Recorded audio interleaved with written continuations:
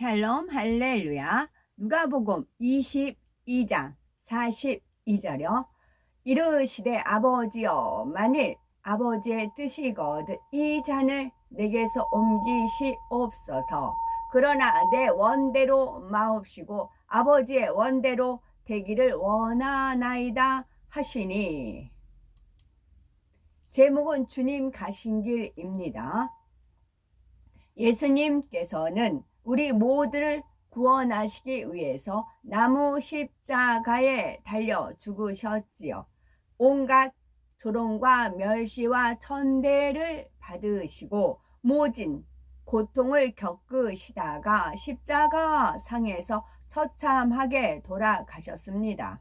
흠도 점도 티도 전혀 없으시고 그처럼 죄인 취급을 받을 만한 어떤 허물도 없으신 분께서 바로 우리를 대신하여 그 모든 고난을 당하신 것이지요.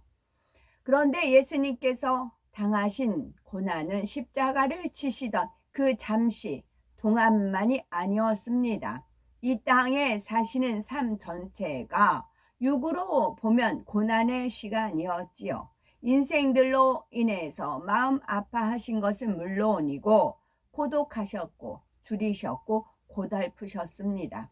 예수님도 우리와 똑같은 몸을 입으셨고 인성을 가지고 계셨기에 사람이 육으로 느낄 수 있는 것은 예수님도 고스란히 느끼셨지요. 물론 예수님께서는 이 땅에 사시는 동안 모든 것을 영으로 보고 영으로 느끼며 영으로 바라보셨습니다. 그래서 구세주로서의 사명도 기쁘고 감사한 마음으로 감당하셨지요. 그렇다고 해도 구세주로서의 사명을 감당한다는 것은 상상할 수 없는 사랑과 희생이 있어야 하고 자기 자신은 철저히 죽어져야만 가능합니다. 예수님께서는 바로 그러한 사랑과 헌신이 있었고 자신을 철저히 죽어지셨기에 우리가 구원을 받아 하나님의 자녀가 될 수 있었던 것이지요. 주님의 가신 길, 주님께서는 어떤 마음으로 자신에게 주어진 길을 가셨을까요? 우리는 말씀을 통해서 주님의 가신 길을 따를 수 있는 복된 우리가 되셔야 되겠죠. 주님께서는 자신에게 주어진 길을 온전히 가셨기에 만왕의 왕 만주의 주로서의 존귀와 영광을 얻으셨습니다. 우리도 주님께서 가신 길을 따라 새 예루살렘까지 곧장 가셔서 해와 같이 빛나는 자리에 이르는 우리가 되셔야 되겠지요. 우리나라 조그만 나라에도 그 사투리가 있고 서울말씨가 표준말로 되어 있잖아요. 각 지방마다 다 말이 틀리고 또 그 생활 그 습관 같은 것도 부의 차이에 따라 틀려요. 부자들은 또 계절말로 계절별로 그릇을 바꿔요. 여름에는 이거, 뭐 겨울에는 이거. 그렇게 이제 변화를 늘 주는 그런 삶을 살아요. 전국도 마찬가지예요. 전국도 낙원부터 1천층, 2천층, 새 예루살렘까지 있어요. 거기 어휘가 같은데 사투리식으로 이게 수준이 격이 틀려요. 격이 틀리고 또 생활하는 그 모든 것도 이거 낙원은 아예 상급이 없으니까 그렇고 자기가 쌓는 대로 자기가 상급 쌓는 대로 주어지기 때문에 그래요. 그래서 우리가 이 땅에서 고차원의 영을 만드셔야 돼요. 하나님 말씀으로요, 기도로요, 행함으로요.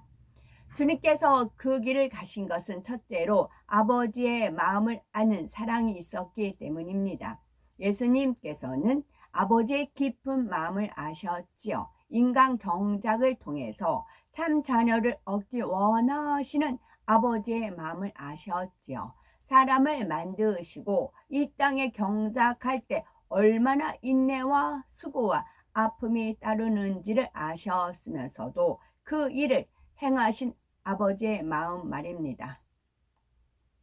독생자까지도 내어주시면서 죄인들을 구원하여 주시고 그들을 참 자녀로 이끌기 원하시는 아버지의 사랑의 마음을 아셨지요.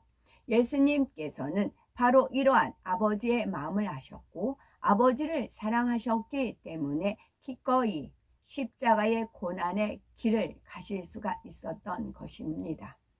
우리도 누군가를 사랑하는데 그가 마음에 간절히 원하는 것이 무엇인지를 잘 안다고 합시다. 왜 그것을 원하시는지, 또 그가 원하는 것을 이루기 위해서는 내가 어떻게 해야 하는지도 너무나 잘 알지요. 이때 우리가 진정 그 사람을 사랑한다면 그가 그처럼 간절히 원하는 것을 위해서 무엇이든지 해주고 싶지 않겠습니까?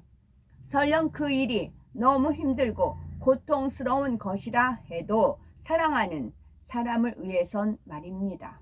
더욱이 그 일을 해줄 수 있는 사람이 우리밖에 없다면 사랑하는 사람을 위해서 기꺼이 그 일을 해줄 수 있을 것입니다. 더 나아가 내가 그 일을 하지 않음으로 인해서 사랑하는 사람의 마음이 아파하게 된다면 어떻게든 그 일을 해주려고 하지요. 예수님의 마음이 바로 이러하셨습니다. 사랑하는 아버지의 마음 깊은 것까지 잘 아시는 예수님께서는 자신에게 주어진 사명을 꼭 감당해야 한다는 것을 누구보다도 잘 아셨지요. 아실 뿐만 아니라 아버지의 마음에 있는 사랑이 예수님의 마음에도 동일하게 있었습니다. 그리고 예수님은 아버지를 사랑하셨기에 기쁨과 감사함으로 십자가의 길을 가셨지요. 이렇게 예수님께서 가신 길을 따라갈 수 있는 우리가 되기 위해서는 우리도 먼저 아버지 하나님의 마음을 알아야 합니다. 아버지 하나님께서는 우리를 너무나 사랑하셔서 우리에게 가장 좋은 것만 주기 원하시지요. 로마서 8장 32절에 자기 아들을 아끼지 아니하시고 우리 모든 사람을 위하여 내어주시니가 어찌 그 아들과 함께 모든 것을 우리에게 은사로 주지 아니하시겠느냐 말씀합니다. 우리를 위해 독생자까지 내어주신 분이 무엇을 아끼시겠습니까? 그러니 하나님께서 주시는 말씀은 우리의 영혼이 잘되어 축복받으며 참 자녀가 되어서 천국 새 예루살렘에 이르기를 원하시는 간절한 마음에서 하시는 것입니다. 우리는 이러한 아버지 하나님의 사랑을 알며 느끼고 깨닫는다면 아버지께서 원하시는 길을 갈 수밖에 없지요. 우리가 가는 신앙의 길을 힘들지 않고 기쁘고 행복하게 갈 수가 있는 것입니다. 차원하는 마음으로 충만하게 갈 수가 있지요. 더욱이 우리가 하나님을 마음 중심에서 사랑한다면 당연히 하나님께서 원하시는 길로 가려고 합니다. 혹여라도 잘못된 길을 가서 하나님의 마음을 아프시게 하지 않을 거고요. 예수님께는 아버지에 대한 무한한 사랑이 있었기에 이 땅에 계시는 동안 무엇을 하시든지 늘 아버지 마음에 맞추셨습니다. 아버지의 뜻과 섭리가 아니라고 하면 자신이 얼마든지 할 수 있는 것도 늘 절제하셨지요. 권세와 능력도 아버지의 뜻에 따라서만 쓰셨습니다. 예를 들어 보리떡 5개와 물고기 2마리로 장정 5,000명을 포함하는 수많은 사람을 먹이시고도 12 광주리가 남게 하셨던 예수님께서 자신을 위해서는 무엇을 못하시겠습니까? 그런데도 몸소 가난한 삶을 사셨지요. 또한 예수님께서는 수많은 천군 천사를 불러서 자신을 잡으러 온 무리들을 멸하실 수도 있었지요. 그러나 예수님께서는 아버지의 섭리 가운데 잡히셔야 할 때가 되자 마치 도살할 양같이 잠잠히 잡혀가셨지요. 엄청난 힘과 권세를 가지고 계셨음에도 아버지 뜻이 아니면 전혀 쓰지 않으셨습니다. 이처럼 아버지의 마음을 잘 알고 아버지를 사랑하면 오직 아버지의 뜻과 섭리에만 맞춰서 원하시는 길을 가게 된다는 거지요. 우리도 바로 이런 예수님의 행적을 따라서 우리를 향하신 아버지의 뜻에 맞게 우리에게 주어진 길을 기쁨과 감사함으로 가셔야 되겠지요. 주님께서 그 길을 가신 것은 둘째로는 내가 없는 영적인 사랑이 있었기 때문입니다. 내가 없다는 것은 자기 주장, 자기가 하고 싶고 자기가 이루고 싶은 거, 자기가 영광 받고 자기가 드러나고 싶은 거, 자기를 나타내 보여주고 싶은 것이 전혀 없다는 뜻입니다. 바로 예수님은 이렇게 즉 자기가 없으셨기에 그 험한 십자가의 길을 가실 수가 있으셨지요. 가라사대 아버지여, 만일 아버지의 뜻이거든 이 잔을 내게서 옮기시옵소서. 그러나 내 원대로 마옵시고 아버지의 원대로 되기를 원하나이다 라고 말씀하셨지요. 오직 아버지의 뜻대로만 되기를 원하신다는 예수님의 마음이 담긴 고백입니다. 이처럼 예수님께서는 자신의 안위나 자신의 유익은 조금도 생각하지 않으시고 오직 아버지의 뜻과 아버지의 섭리만 생각하셨습니다. 우리도 이렇게 자기가 없어야만 진정한 영적 사랑을 할 수가 있습니다. 그리고 이러한 내가 없는 영적인 사랑을 통해서만 아버지의 뜻과 아버지의 섭리를 이룰 수가 있지요. 머리로는 아무리 아버지 뜻과 아버지의 섭리를 알고 내가 무엇을 해야 하는지 안다고 해도 마음에 내가 없는 영적인 사랑이 임해 있지 않으면 순종할 수가 없습니다. 내가 없어야만이 아버지 뜻이라면 어떤 고난의 길이라도 기꺼이 순종해 갈 수가 있는 것이죠. 사람들은 일반적으로 자신에게 영광이 되고 자신이 드러나는 일은 비록 그 일이 고난과 역경이 따른다 해도 어떻게 해서든지 해내는 것을 봅니다. 세상에서도 성공하고 출세하기 위해서 뼈를 깎는 고통을 인내하며 노력하는 사람도 있지요. 그런데 만약 자신이 열심히 해서 어떤 열매를 내었다 해도 그것이 자신에게 아무런 영광이나 유익이 되지 않는다면 그럼에도 그 일에 최선을 다할 사람이 얼마나 될까요? 내가 없는 사람만이 이렇게 할 수가 있습니다. 그런 사람은 열매를 내놓고도 내가 한 것은 아무것도 없습니다. 이와 같은 고백이 중심에서 나올 수가 있지요. 예수님이 바로 이런 마음이셨기에 자신은 철저히 죽어지면서 오직 하나님의 나라와 하나님의 영광만을 생각하셨습니다. 인생들에게 온갖 멸시와 천대와 조롱까지 받으시면서도 내가 없는 사랑으로 모든 것을 참고 인내하셨지요. 가령 내세울 것이 전혀 없고 가진 것도 전혀 없는 사람이 있다고 합시다. 아마 이런 사람에게 자신을 철저히 낮추고 자기가 없어야 한다고 하면 아마 그렇게 할 수도 있을 것입니다. 어차피 내세울 것도 어차피 가진 것도 없으니 나는 아무것도 아닙니다 라고 비교적 쉽게 고백할 수가 있다는 말이지요. 그러나 만약에 부와 명예와 권세 등 모든 것을 가졌으며 너무나 뛰어나고 잘난 사람에게 나는 아무것도 아닙니다 이렇게 중심에서 고백을 하라고 한다면 어떨까요?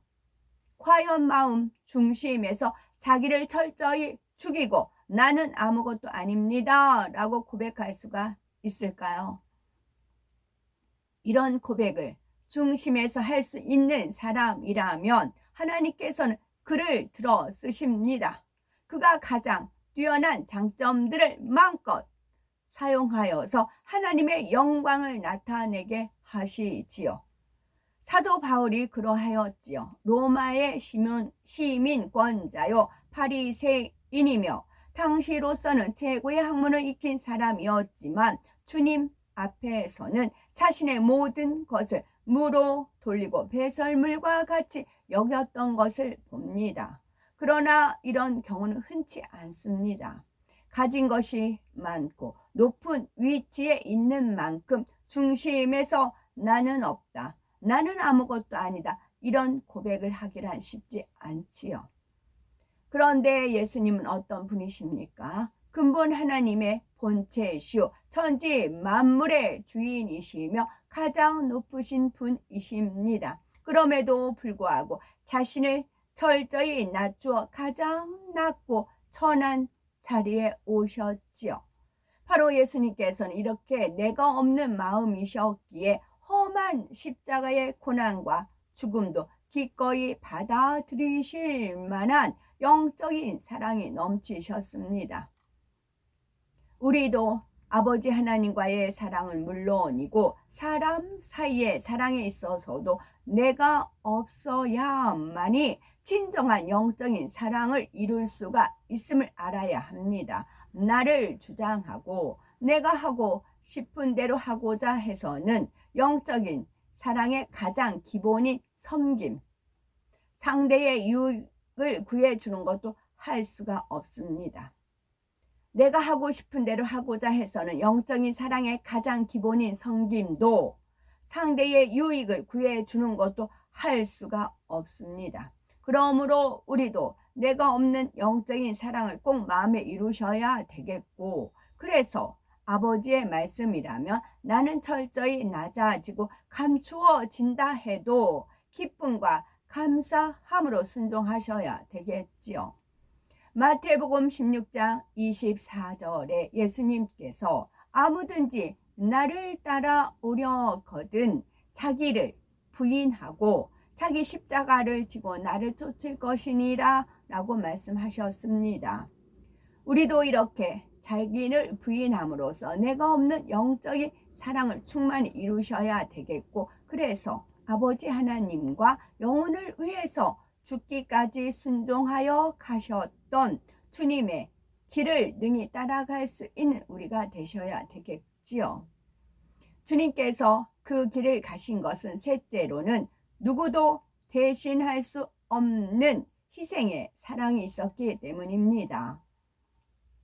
구세주의 사명은 예수님 이외에 다른 어느 누가 대신 감당해 줄 수 있는 것이 아닙니다. 그리고 그 사명을 감당하기 위해서는 자신의 모든 것을 희생해야 하지요. 예수님께는 자기 삶이라는 것이 없었습니다. 예수님께서는 자기 시간이라는 것도 없으셨지요. 자신을 위한 것은 아무것도 없었습니다. 주무실 틈도 없으셨고 제대로 잡수실 틈도 없으셨지요. 하물며 다른 무엇인들 자신을 위해셨겠습니까? 영혼들을 위해서 모든 것을 내어주셨고 틈만 나면 아버지 앞에, 아버지 하나님 앞에 기도하셨습니다. 조금만 쉬었으면, 조금만 배불리 먹었으면, 조금만 더 찼으면, 이런 가장 기본적인 욕구조차도 구하지 않으셨지요. 조금의 시간이나 물질도 자기 자신을 위해 쓰지 않으셨습니다. 가진 것을 다 주시고 마지막 피 한 방울까지도 우리를 위해서 다 쏟아주셨지요. 바로 온전한 희생의 삶이었습니다. 예수님께서 이처럼 온전한 희생을 통해서 모든 것을 내어주는 사랑을 실천하셨습니다. 다른 누가 대신할 수 없는 사명이니 어쩔 수 없이 감당하신 것이 아닙니다. 비록 자신을 희생한다 해도 억지로 한다면 그것은 참 희생이 아니지요. 의무감을 가지고 하거나 남의 눈치 때문에 하는 것도 참된 희생이 될 수가 없습니다. 희생의 사랑이 임해 있는 사람은 모든 것을 내어 주어도 오히려 기뻐하지요. 자신의 희생을 통해서 맺힐 열매를 생각하면 희생을 하면서도 행복한 것입니다.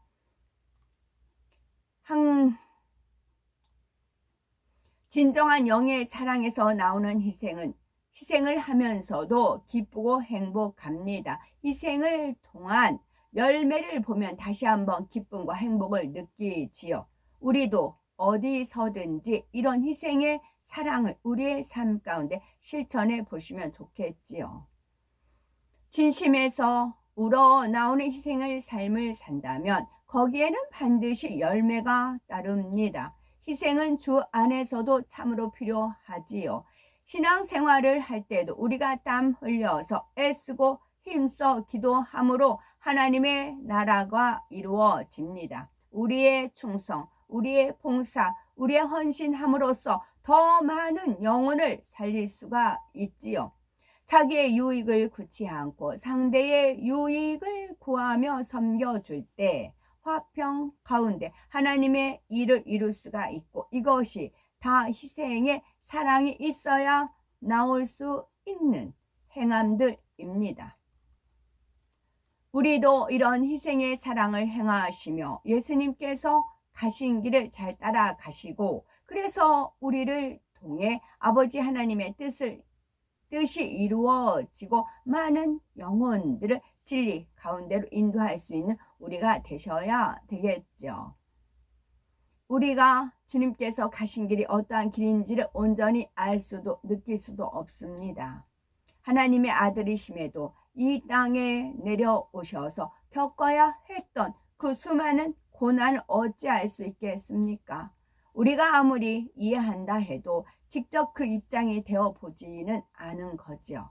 설령 그 입장이 되어본다 해도 하나님의 독생하신 아들로서 느끼는 것과 우리들이 느끼는 것과는 다릅니다. 오직 아버지 하나님의 깊은 것이라도 통달하시는 성령님만이 그 마음을 느끼실 수가 있지요.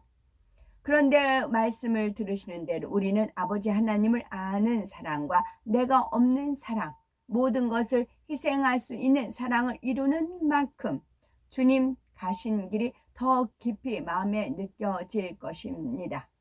그 길을 가시면서 어떤 마음이셨는지, 그 길을 가시면서 무엇을 생각하셨는지, 어떻게 그 길을 기쁨과 감사함으로 가실 수 있었는지 등을 느낄 수가 있지요. 그것이 우리의 마음에서 진정 느껴져야 우리도 기꺼이 주님 가신 길을 뒤따를 수가 있습니다. 아멘.